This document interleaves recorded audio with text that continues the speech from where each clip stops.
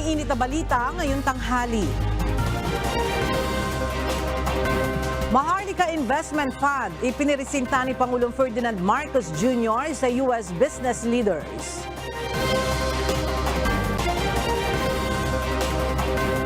Department of Justice tiniyak na hindi makikialam sa reklamong grave threats na inihain laban kay dating Pangulong Rodrigo Duterte. Impeachment complaint laban kay Vice President Sara Duterte. Pinag-uusapan na umano ng ilang kongresista ayon kay ACT Teachers Party List Representative Franz Castro.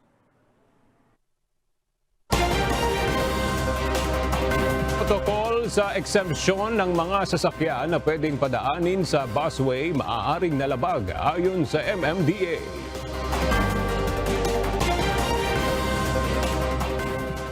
Resulta ng 2023 bar examinations ilalabas na ng Korte Suprema sa darating na December 5.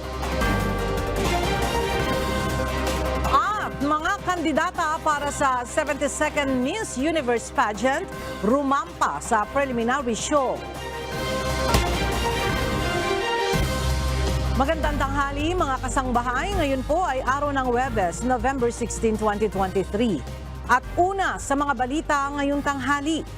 Nasa San Francisco, California na si Pangulong Ferdinand Marcos Jr. kasama ang delegasyon ng Pilipinas na dadalo sa Asia-Pacific Economic Cooperation Summit.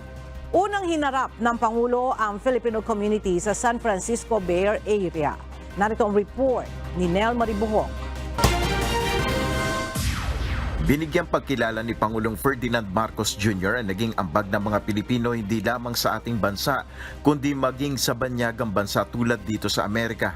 Ayon kay Pangulong Marcos, malaki ang naitulong ng mga Filipino nurse at doktor sa Estados Unidos nang magkaroon ng COVID-19 pandemic. Hindi anya matatawaran ang serbisyo at sakripisyo ng mga Pilipino manggagawa. Ang nangyari pa, during COVID-19, Americans experienced firsthand the Filipino way of caring and acting on the needs of others. 1 in every 5 nurses here in the West Coast are trained in the Philippines. Our Filipino nurses, our doctors, our first responders, essential workers, have all demonstrated the timeless Filipino virtues of malasakit, pakikipagkapwa at ang bayanihan. Sa datos ng Pangulo, aabot sa mahigit 4 na milyong Pilipino at Filipino-Americans ang nasa US, 1.3 million ang nasa San Francisco. Ayon pa sa Pangulo, mahalagang trading at investment partner ng Pilipinas ang California. Pagkakataon rin ang pagbisita na ito sa California sa isinusulong na digitalization at innovation agenda ng Marcos administration. On the sidelines of the APEC meetings, my delegation will conduct business meetings in San Francisco to seek mutually beneficial exchanges and partnerships. Our presence in the Bay Area this week also supports the development of Philippine innovation ecosystem in line with the National Innovation Agenda Framework.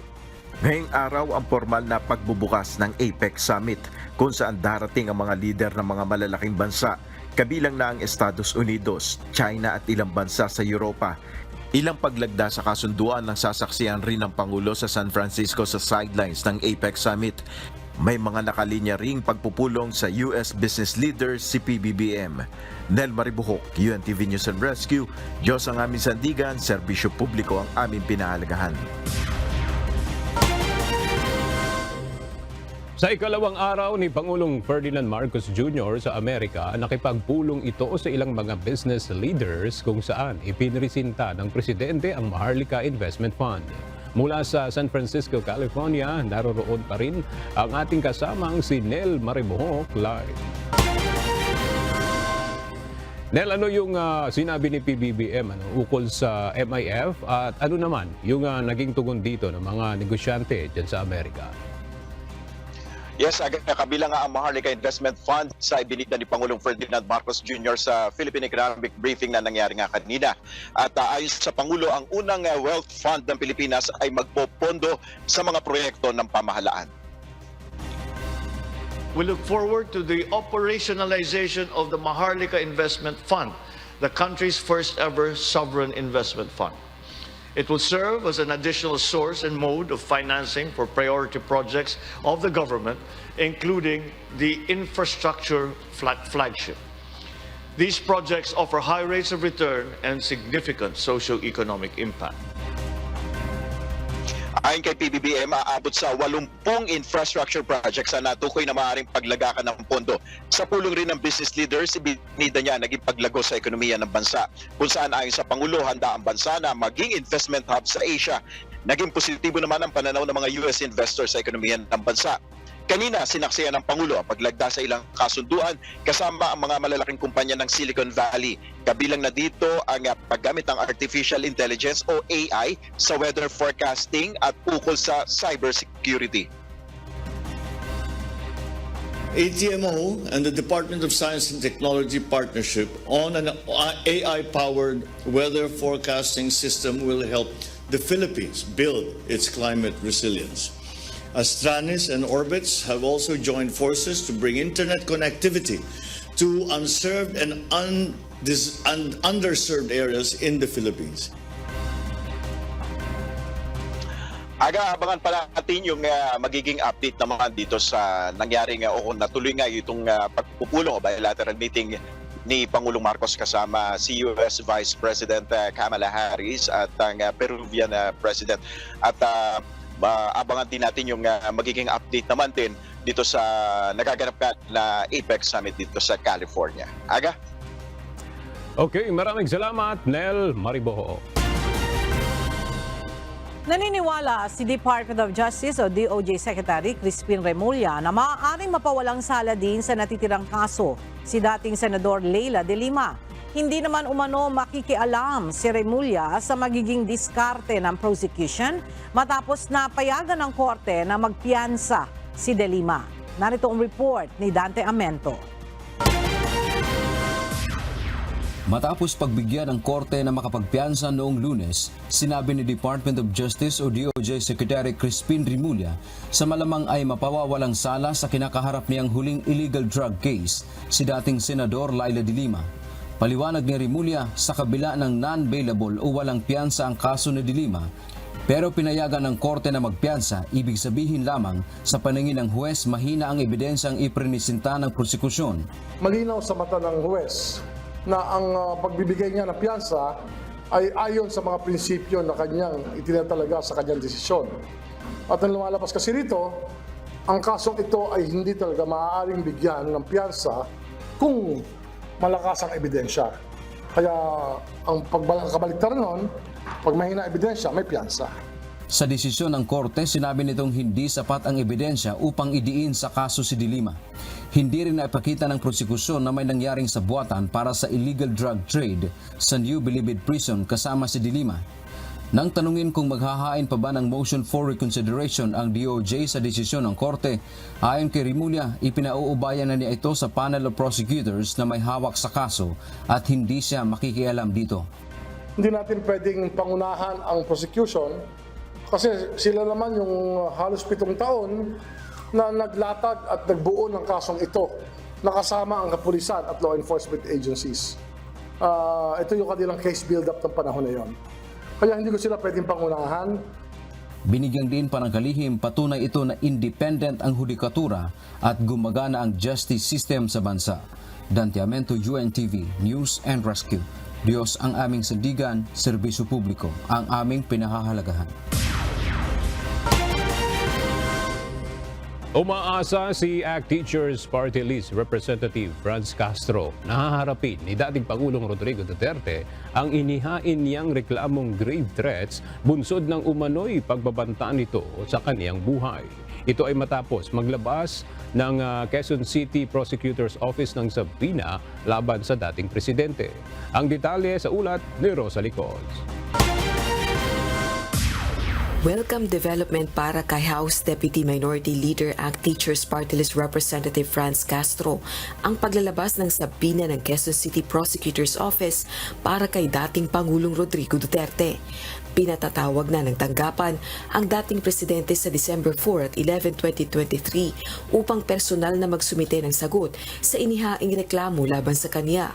Kaugnay ito ng preliminary investigation sa grave threats complaint na inihain ng mambabatas.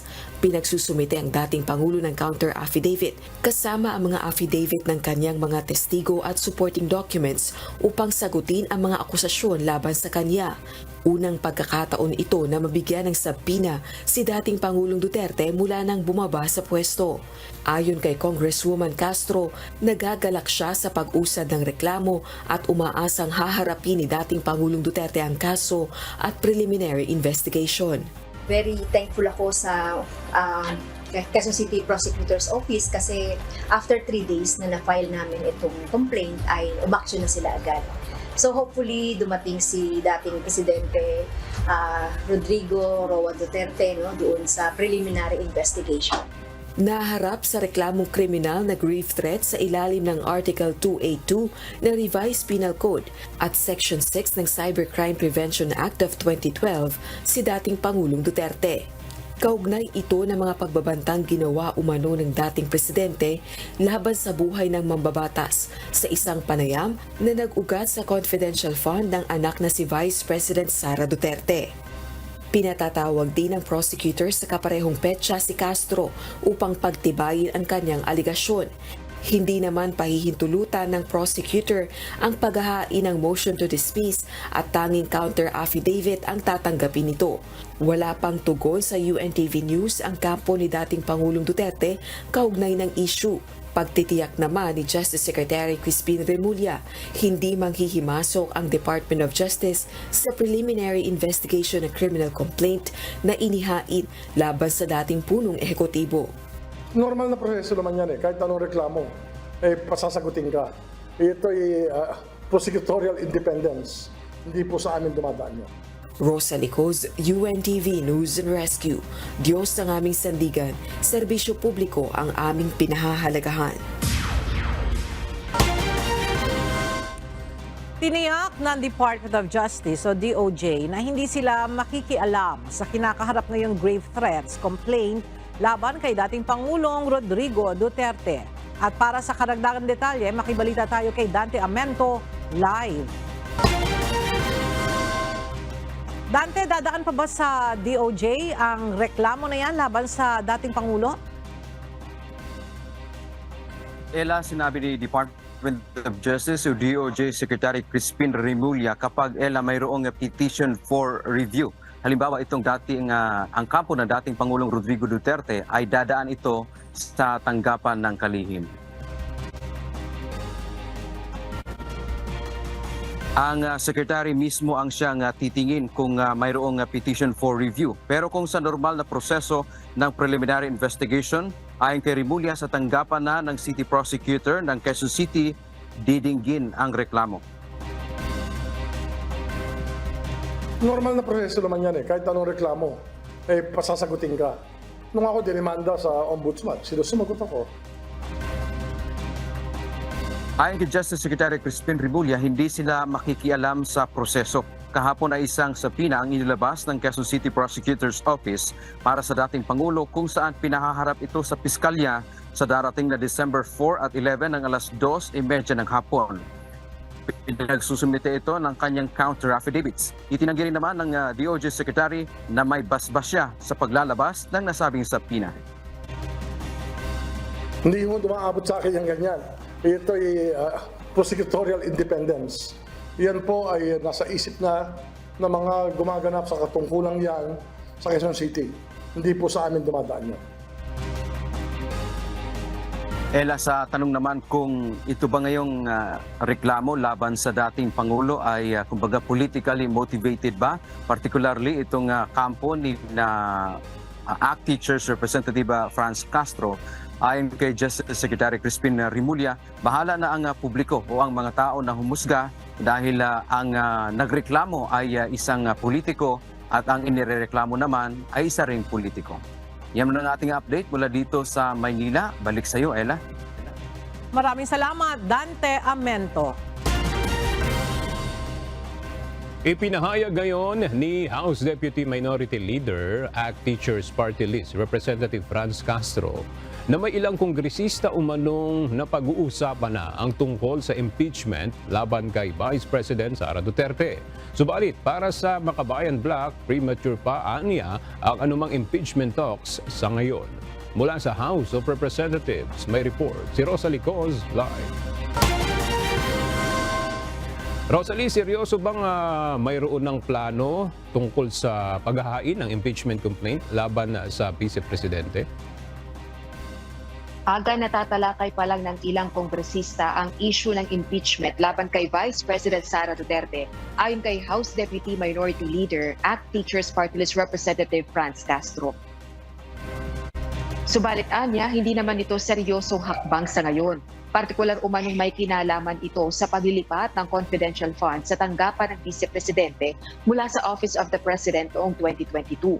Paglilinaw naman ng mambabatas, premature o masyado pang maaga para sa Makabayan Bloc ang paghahain ng impeachment complaints. Gayunman nagpapakita lang ang bulong-bulungan dito sa mga mambabatas sa Kamara ng lumalawig na lamat sa sinasabing unity team. Dagdag pa ni Congresswoman Castro. Giit din ng mababatas, ang isinusulong ng kanilang kampo ay pagpaliwanagin si Vice President Duterte kaugnay ng 125 million pesos na halaga ng confidential funds noong 2022. Partikular na kung saan ba at papaano niya ito ginastos. Balik sa iyo, Aga. Maraming salamat, Rosalie Coz. Inirekomenda ng House Committee on Dangerous Drugs na kasuhan ang mga pulis na sangkot sa umano'y recycling ng illegal na droga. Samantala, pinakontempt naman sa Kamara ang dating alkalde ng Mexico, Pampanga matapos maglabas ng detalye kaugnay ng isinagawang executive session ng House panel. Nagbabalik si Rosalie Coz. Inirekomenda ng House Committee on Dangerous Drugs ang pagsasampa ng kasong kriminal at administratibo laban sa mga tauhan ng pulisyang sangkot umano sa pagre-recycle ng illegal na droga.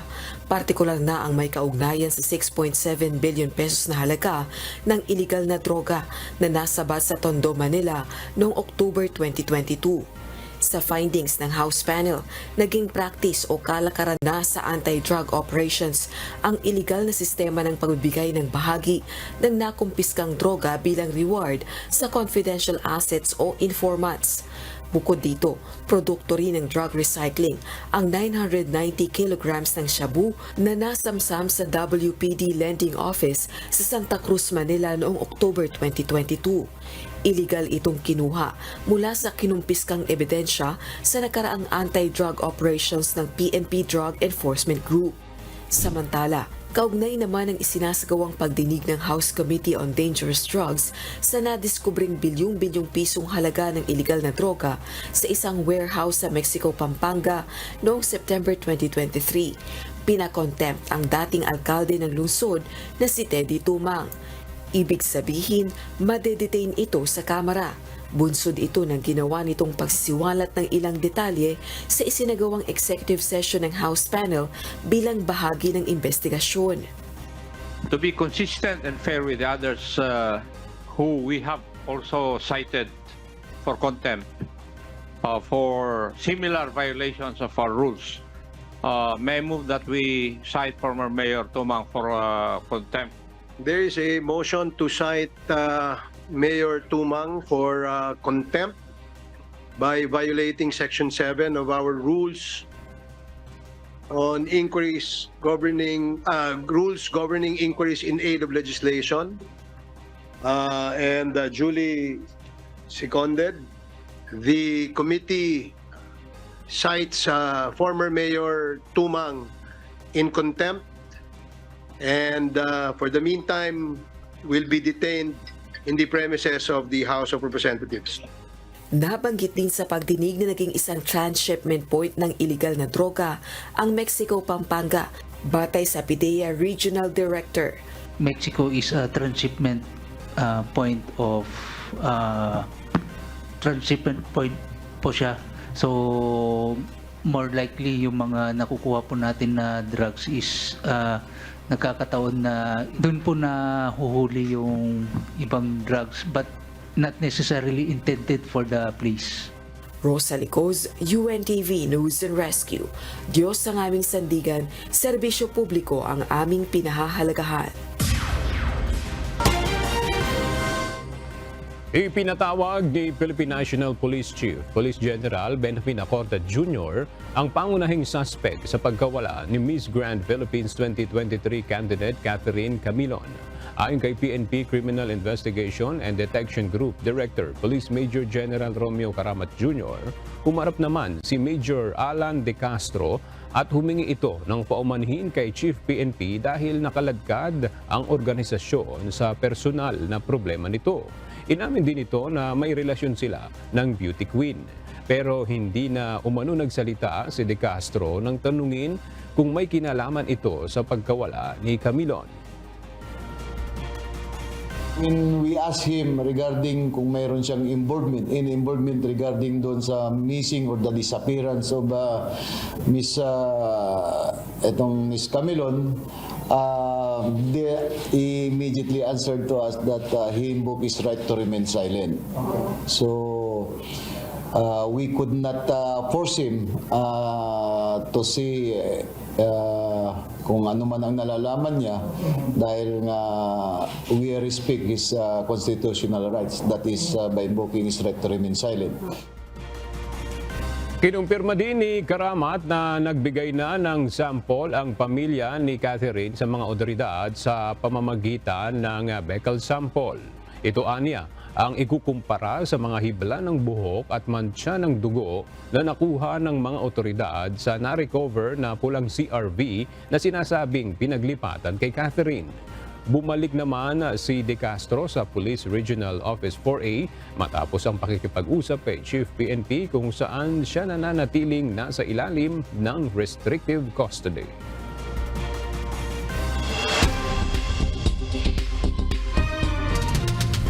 Roundup Balita. Inianunsyo ngayon ng Korte Suprema na ilalabas na sa darating na December 5 ang resulta ng isinagawang 2023 bar examinations. Sa isang opisyal na pahayag, sinabi ng Supreme Court na magbubukas ang kanilang gate mula alas 12 ng tanghali hanggang alas 6 ng gabi para papasukin ang lahat ng bar takers na mag-check ng kanilang pangalan sa listahan ng mga nakapasa sa pagsusulit.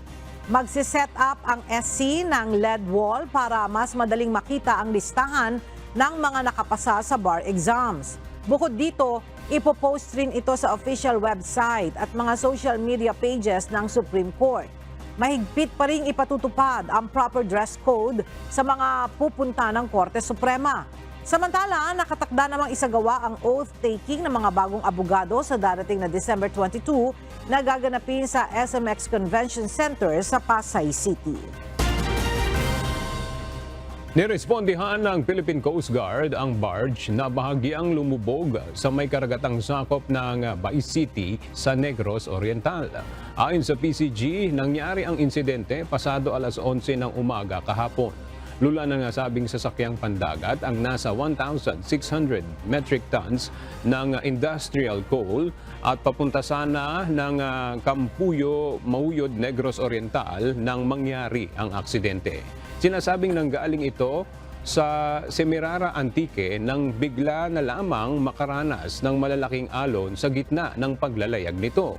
Sa ngayon ay inaantabayanan na ng PCG ang pagdating ng mga tugboat na tutulong upang mahatak paahon ang barge at madala sa ligtas na lugar. Nakauwi na ng ligtas kahapon ang ika-4 na batch ng mga Pilipinong inilikas mula sa Gaza Strip. Kabilang sa mga dumating ang 13 mga Pilipino at 6 na Palestinian spouses. Inasikaso ang mga ito ng team ng Overseas Workers Welfare Administration o OWA kung saan binigyan sila ng financial assistance at iba pang mga pangangailangan upang makapagsimula ng panibagong buhay dito sa Pilipinas. Samantala, darating naman bukas ang panibagong batch ng mga overseas Filipino workers mula Israel na binubuo ng 32 mga OFW at isang sanggol. Sa kabuuan, aabot na sa mahigit 200 mga OFW at 9 na mga bata ang napauwi na ng pamahalaan mula sa Israel sa pamamagitan ng tuloy-tuloy na repatriation efforts mula nang sumiklab ang Israel-Hamas war. Inimok ng Senado ang Department of Labor and Employment na rebisahin ang mahigit 42,000 Alien Employment Permits o AEPs na inisyu sa mga banyagang nagtatrabaho sa POGO companies. Ginawa ang panawagan sa deliberasyon ng proposed 2024 budget ng DOLE matapos na tanungin ni Senate Majority Leader Joel Villanueva kung ang mga nakumpiskang AEPs na ni-read sa Pogo Hub sa Pasay ay lehitimo. Ayon kay Senator Loren Legarda, sa mahigit 60,000 AEPs, 42,409 dito ay inisyu sa mga foreign workers sa mga legal na pogos. Dagdag pa ng senador, dapat na i-revoke na ng DOLE ang work permits ng mga foreign workers sa oras na mapag-alamang nagtatrabaho sila sa mga illegal na mga pogo. Posibleng nagbabayad ng malaking halaga ang ilang dayuhan para makakuha ng Philippine passport. Ayon kay Senate Deputy Minority Leader Risa Hontiveros, tinitingnan nila ang natanggap na impormasyon na umaabot umano ng ₱250,000 ang ibinibigay ng ilang foreign national kada passport. Umaasa ang mambabatas na iimbestigahang maigi ng Office of the Ombudsman ang issue. Sinuspindi muna ng MMDA si Task Force Chief Bong Nebriha habang iniimbestigahan ang sinasabing insidente ng pagdaan ng umano'y convoy ng isang senador sa EDSA busway. Pag-uusapan naman ng MMDA kung papayagan na ring dumaan sa busway ang mga mambabatas. Ang detalye sa report ni Harleen Delgado. Nagtapos sa kamayan ang paghaharap sa Senado kahapon ni na MMDA Task Force Special Operations Unit Head Retired Colonel Bong Nebriha at Senator Bong Revilla. Personal na humingi ng paumanhin si Nebriha at MMDA Chairman Romando Artes kaugnay ng lumabas na ulat na sakay ang senador ng sasakyang sinita sa EDSA busway. Pag-amin ni Nebriha, dumepende lamang siya sa naging report sa kanya ng traffic enforcer na sumita sa nagpakilalang si Senator Revilla at convoy nito. Tapos yung ganyang VIP treatment, sasabihin, pipilit, may ililet go mo, dapat tinikitan mo. Yes sir, that's my fault. Like what I said. Tapos nilet go mo, tapos wawasakin mo. Yes sir. Ba't hindi na yung pinagdaanan ko sa buhay, tapos wawasakin nyo ng ganyan lang ng walang kakwenta-kwenta. In fact, nakakatawa nga itong issue na to eh. I'm really sorry. I already apologized kanina. I already made an apology. Tao lang po tayo. Lahat po tayo nagkakamali. Ngayon, kung nagkamali po yung enforcer ko, as the commander of the task force, the buck ends with me. I do not need to present the enforcer anymore. Kung nagkamali siya, ako na po ang sasagot nun. Ang pagkakamali po ni Colonel Bong, sinabi niya na kung naandyan si Senator Revilla, huwag mo nang tikitan patakbuhin na. Unfortunately, may media pong katabi si Colonel Bong na narinig na yun po yung nag-spread. Ayon kay Artes, isa sa ilalim sa preventive suspension si Nebriha simula ngayong araw habang isinasagawang investigasyon na inaasahang tatagal ng 15 hanggang 30 araw. Kabilang sa iimbestigahan ay ang pagtukoy sa sinitang sasakyan, ang driver ng nagpakilalang convoy ni Senator Revilla, maging ang mismong nagpakilalang senador. Rest assured na hindi po mauulit ito, lalong-lalo na po yung pagdadivulge ng mga pangalan. Dahil nakakaawa, tama po kayo, nakakaawa po yung unnecessary mababash. Whether or not siya yung nag-violate ng traffic. Sa ngayon, pag-uusapan pa anya ng MMDA kung papayagan dumaan sa busway ang mga plakang 6, 7 at 8 na naka-assign sa mga miyembro ng gabinete, senador at kongresista. Ito'y matapos payagan ng Department of Transportation na otorisadong dumaan sa busway ang sasakyan ng Presidente, Vice Presidente, Senate President, House Speaker at Chief Justice. Kailangan po aralin yung impact or implication insofar as yung mobility ng mga buses. Kasi tabi po, especially sa mga congressmen, kasi more than 300 sila. Samantala, binibilisan na rin anya ang pag-finalize sa protocol sa paggamit ng body cameras para sa traffic enforcers upang magamit na sa lalong madaling panahon.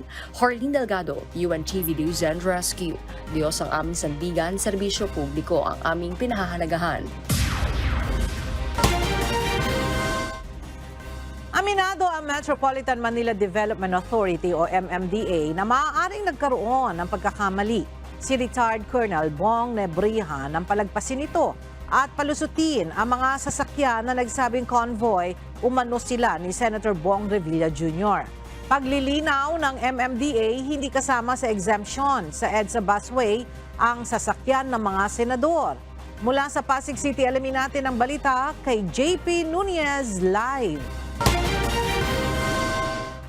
JP, may sinabi ba ang MMDA na parusang pwedeng ipataw kay Colonel Bong Nebriha matapos niyang palusutin sa EDSA bus lane yung sinasabing convoy kahapon?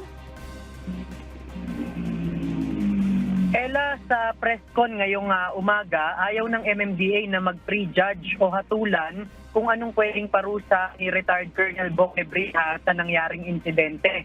Ayon kay MMDA Acting Chairman Attorney Don Artes, nakasalalay na sa kanilang legal team ang pwedeng sanksyon kay Nebriha. Hindi rin masasabi ni Chairman Artes kung pwedeng maalis sa serbisyo si Nebriha. Sa ngayon, ang tangi lang anilang ipapataw sa kanya ay yung preventive suspension habang iniimbestigahan ang kaso. Nilinaw kanina ng MMDA na maaaring nagkaroon ng pagkakamali si Nebriha sa naging apprehension. Sa presscon kanina, binanggit ni Chairman Artes na nagbibigay ng diskresyon ang MMDA kung titikitan o palalampasin na ang nahuli. Sa patakaran niya ng busway, wala namang ganitong protocol at dapat walang sinisino sa mga i-issuehan ng ticket. Ang exemption lamang ay mula sa mga sasakyan na may plakang 1 hanggang 5 o yung mula sa presidente hanggang sa Chief Justice ng Supreme Court. Kahit anila ang mga kongresista, senador o maging cabinet secretaries ay bawal dumaan sa busway. Ang stand ng MMDA sa ngayon ay wala talaga si Senator Bong Revilla doon sa sasakyan na napalampas ng MMDA kahapon sa busway. Inaasahan naman, Ella, na haharap sa kanilang opisina ngayong araw ang driver o ang mga driver ng mga sasakyan na nag-name drop kay Senator Revilla, gayon din ang enforcer na sumita sa kanila upang tukuyin kung sila talaga ang mga driver nung oras na yon. At samantala sa Lunes naman, ipapatupad ng MMDA na bawal na rin kahit ang mga clearly marked government vehicle sa EDSA. Yan muna ang ating latest live. Dito sa Pasig City. Balik sa iyo, Ella. Maraming salamat, JP Nunez. Nilinaw ni House Secretary General Reynald Velasco kahapon na walang inirelease na official plate na may numerong 8 sa mga mambabatas. Sinabi ni Velasco ang pahayag bilang sagot sa sinabi ni MMDA Chairperson Romando Artes na isa sa nahuli ng MMDA na iligal na dumaan sa EDSA bus lane ay member ng House of Representatives. Dagdag pa ni Velasco, hihingi siya ng tulong sa LTO at MMDA para mahuli ang driver at makumpiska ang mga expired o huwad na plakang may numerong 8 sa mga sasakyan. Naglabas ng paglilinaw ang Department of Transportation hinggil sa kung sino-sinong mga motorista ang pinapayagang dumaan sa EDSA busway. Ayon sa DOTR, bukod sa city buses na may permit mula sa LTFRB, gayon din ang mga ambulansya, fire truck at police vehicles na naka-duty, maaari ring dumaan ng busway ang sasakyan ng Presidente, Vice Presidente, Senate President, Speaker of the House at Chief Justice ng Supreme Court. Kasama rin sa may pahintulot na dumaan sa bus lane ang iba pang service vehicles na naka-duty, partikular na rito ang mga nagmamantine ng EDSA busway. Kahapon, naging usap-usapan ang pagdaan sa EDSA busway ng isang convoy na umunoy kasama ng isang senador na pinalusot ng MMDA enforcer. Sa ngayon ay iniimbestigahan na ng MMDA ang insidente. Paigtingin ngayon ng Land Transportation Office ang implementasyon ng no registration, no travel policy sa mga sasakyan na hindi rehistrado.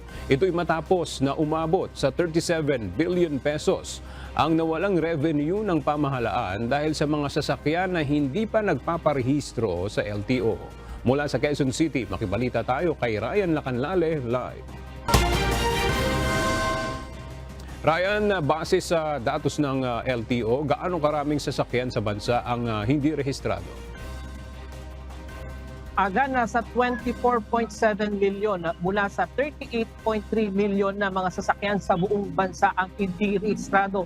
Ibig sabihin nasa 65% yan. At ibig sabihin aga 13.3 milyon o katumbas lamang ng 35% ang nakarehistro batay sa LTO.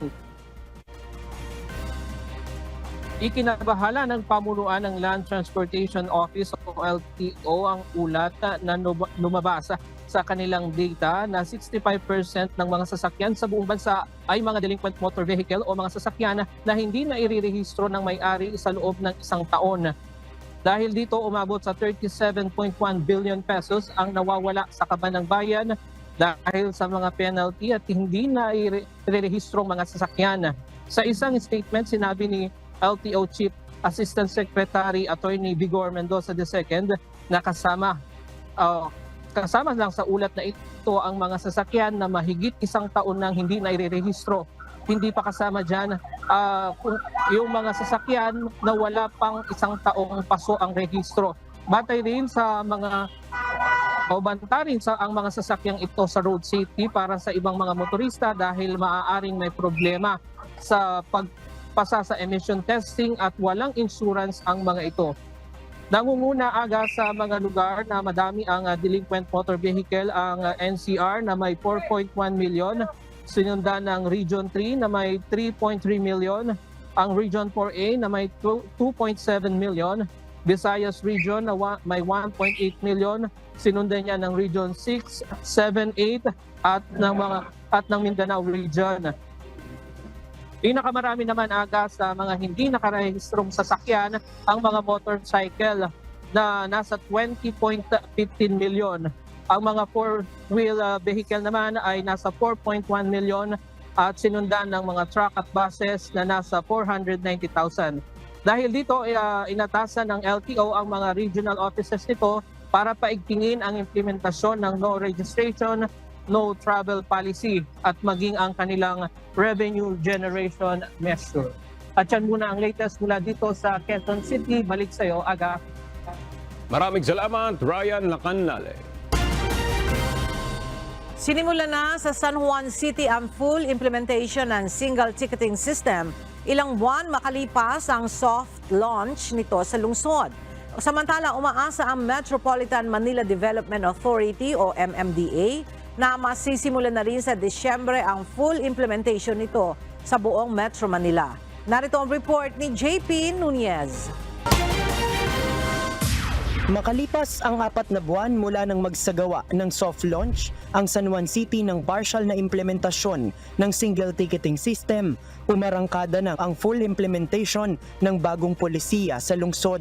Ang lungsod ng San Juan ang kauna-unahang syudad sa Metro Manila na nagpatupad ng full implementation ng single ticketing system. Nakita po natin na dito sa San Juan talagang seamless na yung pagpapatupad nito kaya inuna natin. Pero asahan po ninyo sa mga susunod na araw yung mga sinoft launch natin dati ay magkakaroon na rin po ng full launching soon. Ngunit bago pa maiayos ang buong sistema, nagkaroon pa ng problema noon sa pagbabayad ng multa sa mga online platform sa kasagsagan ng soft launch nito.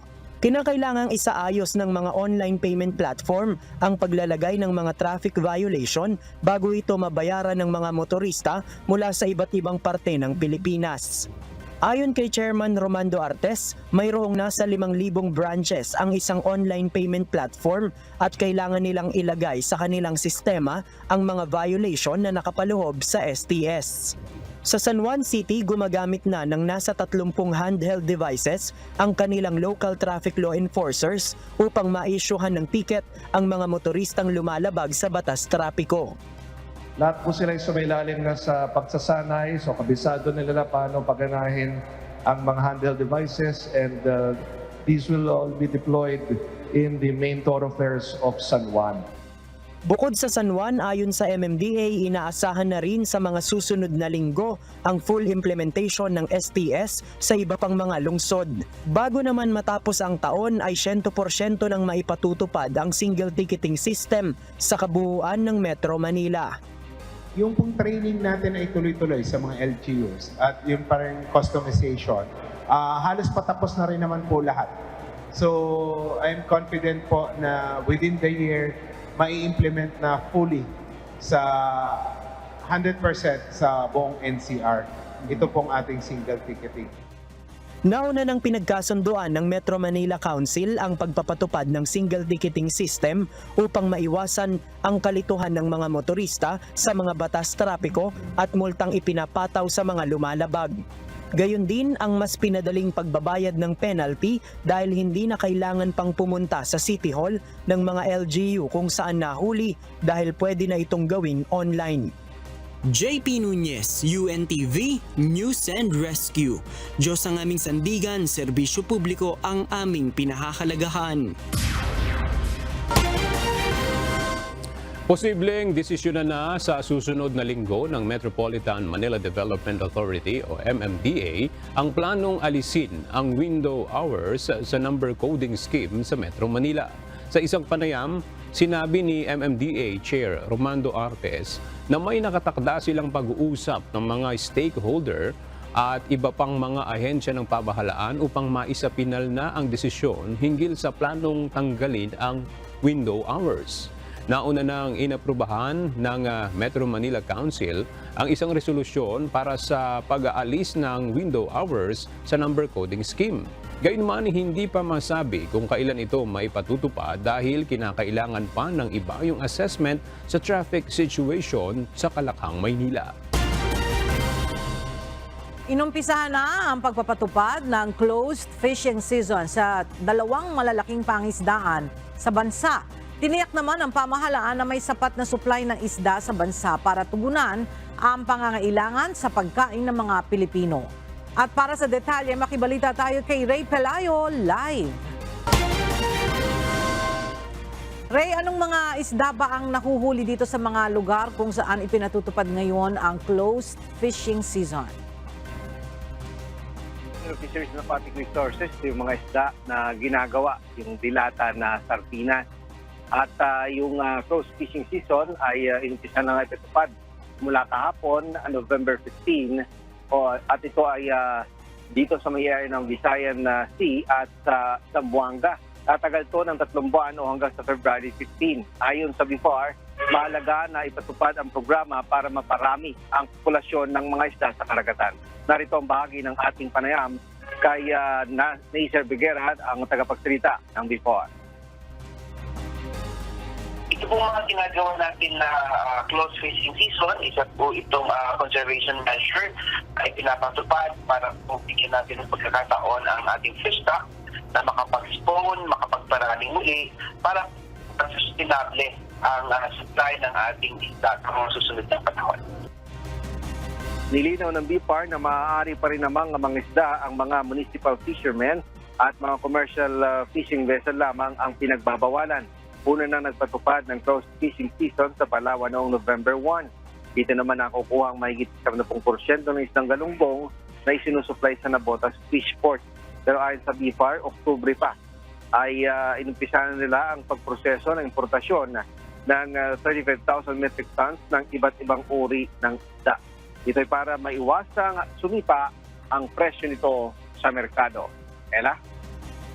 Maraming salamat, Ray Pelayo. Isinusulong ngayon ng Philippine Rice Research Institute o PhilRice na mapalawig sa bansa ang pagkakaroon ng additional vegetable seedlings para sa mga magsasaka. Isa ito sa mga hakbang na ginagawa ng pamahalaan upang masiguro ang food security sa bansa. Mula sa Bulacan, makibalita tayo kay Nestor Torres live. Nestor, papaano makatutulong sa mga magsasaka yung pagkakaroon nila ng additional seedings at sino-sino ba yung kwalipikadong maging benepisyaryo nito. Isagang magandang tanghali. Malaking pakinabang ito sa mga miyembro ng Municipal Agriculture Office na mga magsasaka at miyembro rin ng mga kooperatiba dahil magkakaroon sila ng dagdag na hanap buhay na pagtatanim ng gulay bukod sa kanilang mga itinatanim na palay.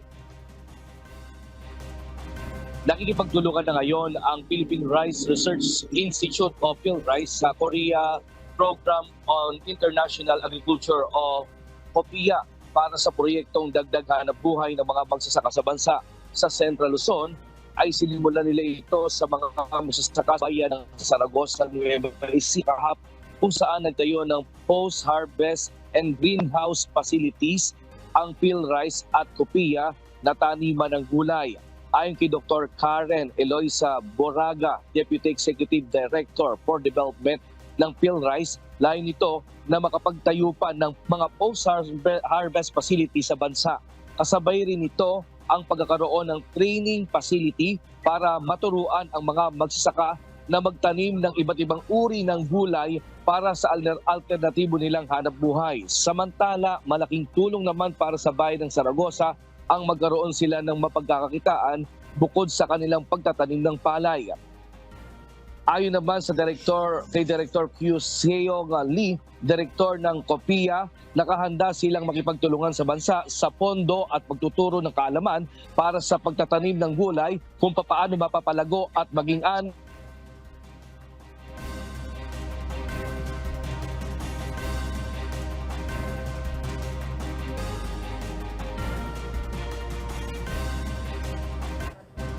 Maraming salamat, Nestor Torres.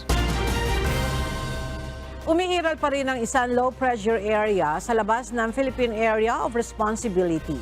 Namataan ito ng Pag-asa kaninang alas 4 ng umaga sa layong 1,220 kilometers sa silangan ng northeastern Mindanao. Ayon sa Pag-asa, sa loob ng 24 na oras ay posibleng pumasok na ito sa PAR. Sa weekend ay posibleng makaapekto ang sama ng panahon sa Caraga at Eastern Visayas. Sa ngayon ay maliit ang posibilidad na maging bagyo ang sama ng panahon. Samantala, apektado ng shear line at amihan ang ilang bahagi ng bansa. Base sa forecast ng Pag-asa, may kalat-kalat na pag-ulan sa Bicol Region, Eastern Visayas, Caraga, Oriental Mindoro, Occidental Mindoro, Quezon, Marinduque at Romblon. Makakaranas naman ng mahinang pag-ulan sa Cagayan Valley, Apayao, Kalinga, Ifugao, Mountain Province at Aurora.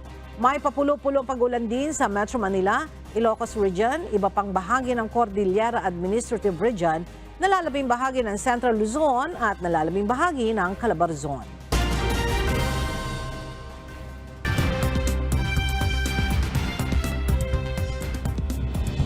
Tinalakay ni US President Joe Biden at Chinese President Xi Jinping ang ugnayan ng Estados Unidos at China, gayon din ang issue ng ekonomiya.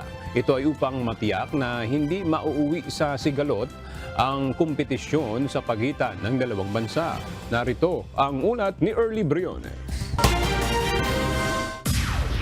Sa kauna-unahang pagkakataon sa loob ng isang taon, nagpulong sina US President Joe Biden at Chinese President Xi Jinping araw ng Miyerkules, November 15.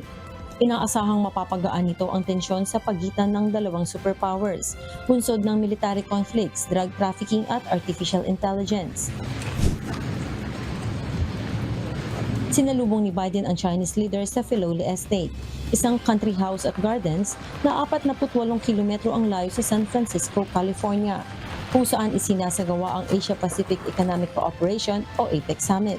Sa kanyang opening remarks, binigyang diin ni Biden na dapat matiyak ng US at China na hindi mauuwi sa conflict o gulo ang kompetisyon sa pagitan ng dalawang bansa.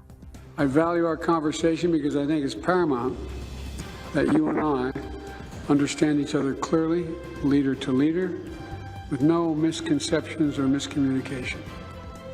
We have to ensure that competition does not veer into conflict. Ayon naman kay Xi, marami nang nangyari simula nang huling magpulong ang dalawa sa Bali, Indonesia. Tinawag din itong pinakamahalagang bilateral relationship sa mundo ang US-China ties. The world has emerged from the COVID pandemic but is still under its tremendous impacts. The China-US relationship, which is the most important bilateral relationship in the world, should be perceived and envisioned in a broad context of the accelerating global transformations unseen in a century. Pakay ng dalawang leader na pahupain ang friksyon sa pagitan ng dalawang nasyon. Pag-uusapan din ng dalawa ang maraming issue kung saan magkasalungat ang mga ito gaya ng Taiwan, South China Sea, Israel-Hamas War, pag-atake ng Russia sa Ukraine, North Korea at maging ang usapin sa human rights. Early Briones, UNTV News and Rescue. Diyos ang aming sandigan, serbisyo publiko ang aming pinahahalagahan.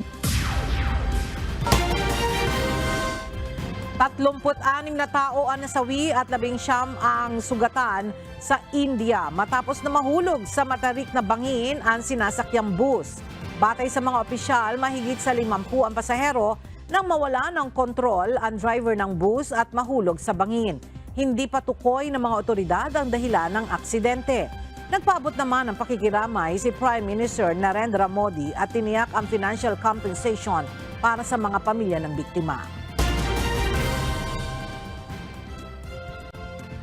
Lubog sa tubig baha ang libo-libong bahay sa Ho City, Vietnam, isang World Heritage Site na pamoso sa mga turista. Mula Lunes, November 13, nagsimula ang malalakas na buhos ng ulan sa ilang probinsya ng bansa. Mahigit sa 2,000 tao ang kinailangang ilikas sa Quang Tri Province. Sa ulat ng mga otoridad, 3 tao ang nawawala bunsod ng kalamidad. Sarado rin ang ilang bahagi ng National Highway na nagdudugtong sa Hilaga at Timugang Vietnam dahil sa landslides.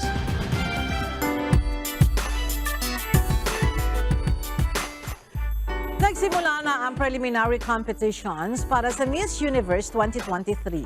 Isa sa inabangan ang introduction ni Miss Philippines Michelle Marquez D kasama ang 83 pang ibang kandidata. Pinalakpakan ng gusto ang Filipina Beauty Queen na suot ang bluish-gray Clarice Designs dress. Nakatakda namang irampa ng pambato ng Pilipinas sa evening gown portion ang obra ng Filipino world-class designer na si Mark Baumgartner. Samantala, very happy naman si Michelle sa kanyang performance sa closed-door interview. Natutuwa siya na maipagmamalaki ang anyay most important aspects ng kanyang buhay. Umaasa rin siya na naunawaan itong mabuti ng judges. Bukas naman nakatakda ang National Costume Competition habang sa linggo na ng Coronation Night. Narito naman ang mga balitang dapat niyong abangan mamaya sa Ito Ang Balita.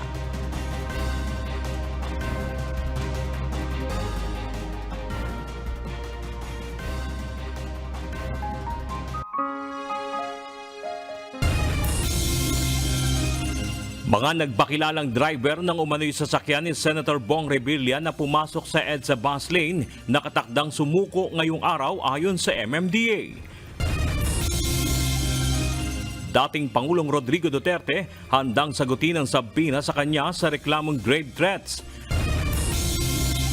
At presyo ng ilang holiday food items nagsimula ng tumaas. At yan ang mga balitang dapat abangan mamaya sa Ito Ang Balita. Alas 5:30 ng hapon dito lamang sa UNTV News and Rescue.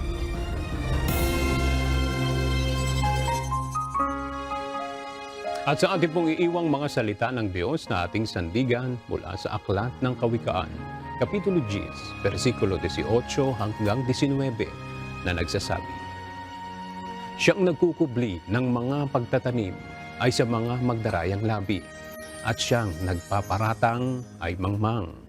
Sa karamihan ng mga salita ay hindi nagkukulang ng pagsalagsang, ngunit siyang nagpipigil ng kanyang mga labi ay gumagawang may kapantasan.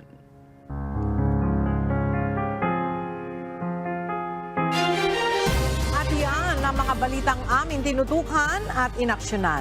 Dahil sa aming pagbabalita, una ang pagkalinga sa kapwa. UNTV News, may balita saan mang panig ng daigdig. At dito sa UNTV, Diyos ang aming sandigan, serbisyo publiko ang aming pinahahalagahan. Magandang tanghali.